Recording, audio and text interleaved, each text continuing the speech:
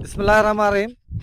आबादगार साथियों, आज हमारे साथ मोहम्मद नईम जट मौजूद हैं और ये सिंध और बलूचिस्तान में काम करते हैं अपने स्टार एग्रो साइंस में। और मेरे दोस्त भी हैं और ख़ास तौर पे उन्होंने कॉटन पे तो बहुत काम किया है। अब आजकल वो जो है वो अपने मूजी के ऊपर बहुत ज़्यादा काम कर रहे हैं उत्तर सिंध में।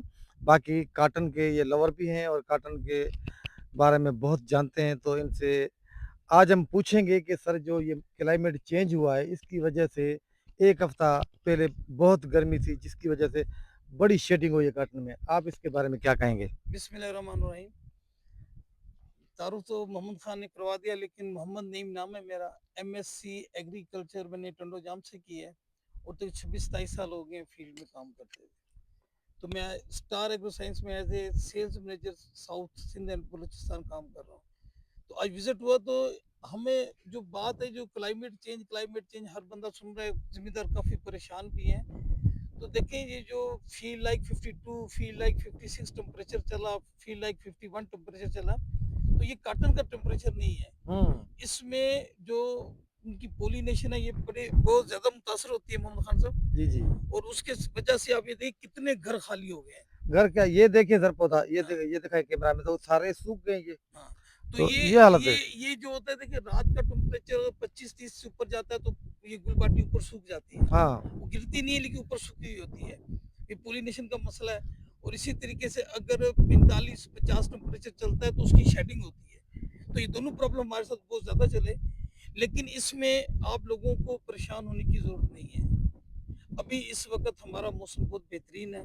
आप ये देखें कि 40-42 पे टेम्परेचर दोबारा वापस आ गया है और उम्मीद है कि ये जो 15-20 दिन टेम्परेचर ये रहेगा। सेकंड जो बात हुई कि हमारे यहाँ बरसात बिल्कुल नहीं हुई। पानी है नहीं। हवा चली है, मिट्टी पड़ी है पत्तों में, ये देखिए पत्ते जो है ना, मिट्टी लगी है ज़्यादा। हाँ। इसकी वजह से भी पौधा डिस्टर्ब है। पानी की बहुत ज़्यादा शॉर्टेज है, 21 दिन में पानी आ रहा है, कहीं पे 21 दिन से भी ज़्यादा पानी चला गया है। कॉटन ने कदी नहीं किया दूसरी हाँ। जगह पे, यहाँ तो पानी है, मेरे पास तो कद तो किया है। इसकी भी मैनेजमेंट ये है कि जैसे मोहम्मद खान ने माशाल्लाह, मैं तो फिर भी कहता हूँ कि अच्छा कद काट हो गया फसल का।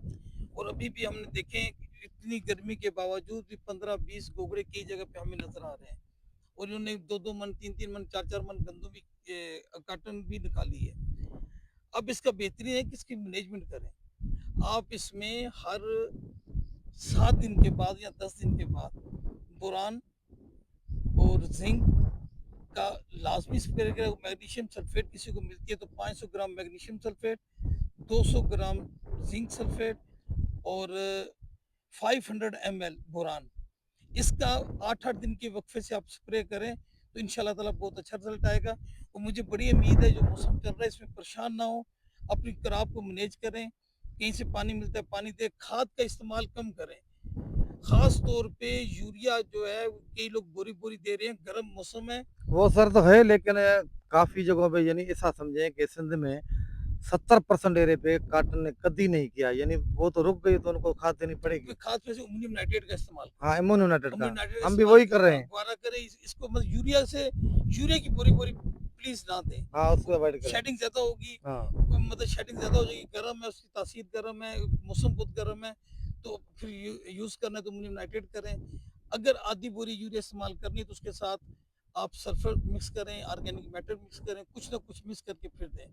शुक्रिया जी। बाकी ये इस तरफ देखें, कुछ तो पौधे माल तो उठाया है लेकिन जनरल तौर पे नहीं हुआ ना।